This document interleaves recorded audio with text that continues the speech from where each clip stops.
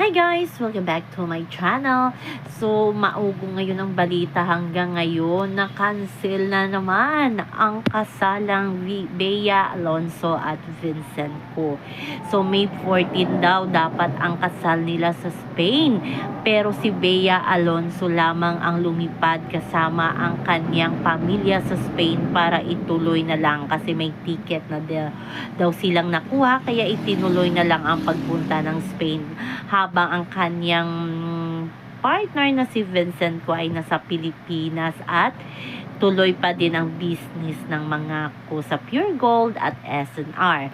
Kaya marami ang naawa kay Bea Alonzo. Sabi nila nagsalita na daw ang management ni Bea Alonzo na totoong cancel daw ang kasalang Vincent ko at Bea Alonzo at maraming mga balita, mga iba't ibang dahilan kung bakit daw na-cancel. Isa na doon ang prenuptial agreement na hindi sumang-ayon si Bea Alonzo. Marami talagang pera ang mga ko kaya talagang papirmahin daw ng prenuptial agreement itong si Bea Alonzo. So marami na naman ang naawa at nakipagsimpatya kay Bea Alonzo at muling nabuksan ang kanilang naging dahilan din ang kanilang engagement call off na wedding ni Dominic Roque nang dahil din daw yan sa financial agreement na hindi daw pumirma si Dominic kaya hindi na naituloy at naghiwalay ang dalawa.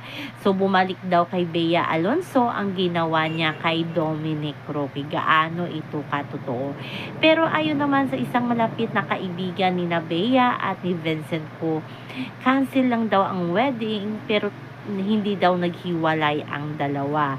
Gaano ito ka totoo? So parang nakakaawa itong si Bea kasi marami na nag-e-expect na nahanap niya na ang kanyang lifetime partner, ang kanyang forever na si Vincent ko. Kaso ito na naman, hindi daw na talaga natuloy at ewan ko lang kung gaano ito katotoo na wala na talagang kasalan na magaganap sa dalawa. So yung mga ninang-ninongs talagang nagulat kasi ang iba nga nakapag-book na ng ticket papuntang Spain, may hotel na, pero ito na nga cancel yung wedding. So sana mahanap na talaga ni Bea Alonzo ang forever at sana cancel nga lang talaga yung wedding nila at sana si Vincent ko na ang kanyang forever. Hindi naman siya dihado kay Bea Alonzo at si Dominic Roque nga naawa daw sa kinahihinat na ng call of wedding na naman ng kanyang ex-girlfriend. So, abangan na lang natin ang pagbabalik ni Bea Alonzo at kung magsasalita siya